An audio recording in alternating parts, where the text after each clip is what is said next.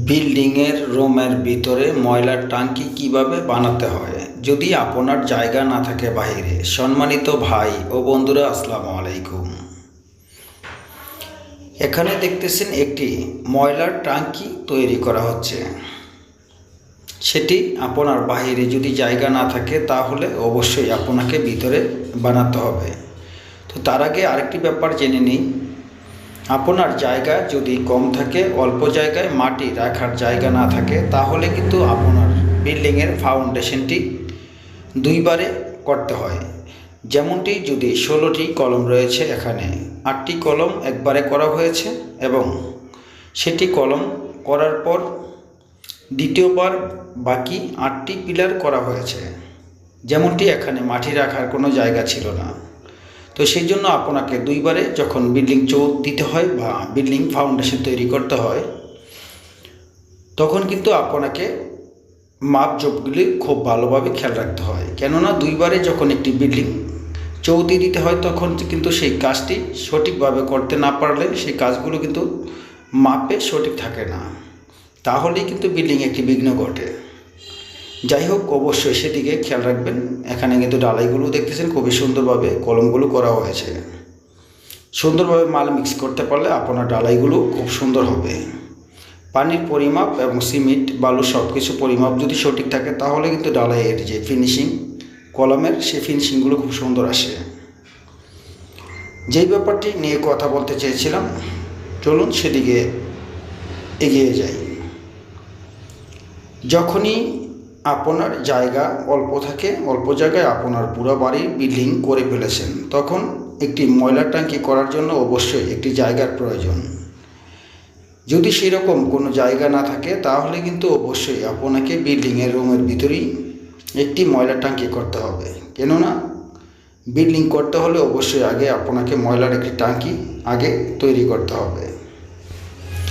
সেই জন্য বিল্ডিংয়ের ভিতর দিতে পারেন, কিন্তু বিল্ডিংয়ের ভিতর কাজ করতে গেলে অনেক সময় কলমের ওপরে পড়ে যায় বা পেজের ওপরে পড়ে যায়, সেগুলো কিন্তু ড্যামেজ হয়ে যায় ময়লার পানি এবং যে কোনো পানি সবসময় থেকে গেলে।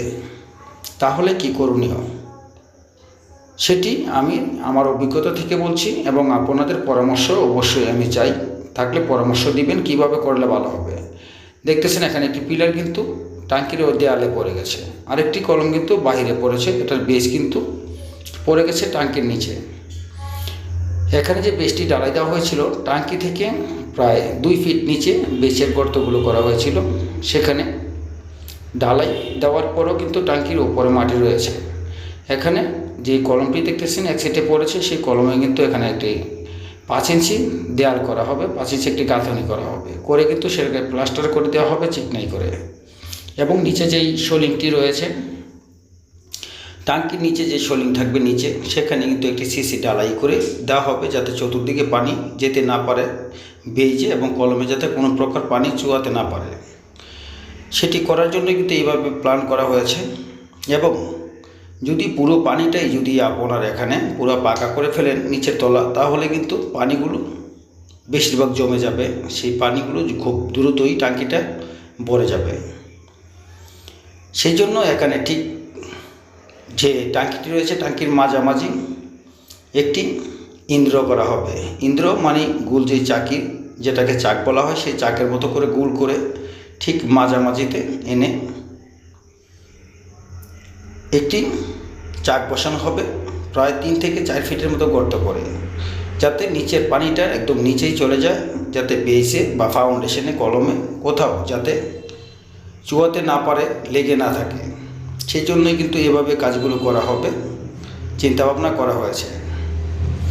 এখানে অবশ্যই প্লাস্টারের সময়, ট্যাঙ্কিতে প্লাস্টার করার সময় অবশ্যই খেয়াল রাখতে হবে ওয়াটারপ্রুফ ব্যবহার করতে হবে, যাতে গোলা দেওয়ার পরও অনেক সময় সেটি সমস্যা করতে পারে অনেক দিন পানি থাকার পর। সেই জন্য ওয়াটারপ্রুফ ব্যবহার করতে হবে। অবশ্যই ওয়াটারপ্রুফ কেমিক্যাল রয়েছে, সেগুলো ব্যবহার করবেন, তাহলে সেগুলো সমস্যা হবে না। তবে আমি কিন্তু মূলত একজন কন্ট্রাক্টর, কোনো ইঞ্জিনিয়ার নই। আজ 30 বছর যাবত এই লাইনে রয়েছে, সেই অভিজ্ঞতা থেকে আপনাদের বলছি। যদি এটাকে আরও মজবুতভাবে হতো, যদি এখানে ট্যাঙ্কির যে 10 ইঞ্চি গাঁথনি করা হয়েছে, এখানে যদি RCC ডালাই দেওয়া হতো, তো যাই হোক, সেটি করতে না পারেন এটাকে করার সময় অবশ্যই খেয়াল রাখতে হবে। আর ট্যাঙ্কির যে ছাদগুলো করা হয় সেই ছাদগুলো যদি রুমের ভিতরে হয়ে থাকে তাহলে অবশ্যই সেটি বিম ব্যবহার করতে হবে। যাই হোক, আমি আমার ধারণা থেকে বলছি, আপনাদের সবার পরামর্শ চাই। ভালো থাকুন, সুস্থ থাকুন, আল্লাহ হাফেজ।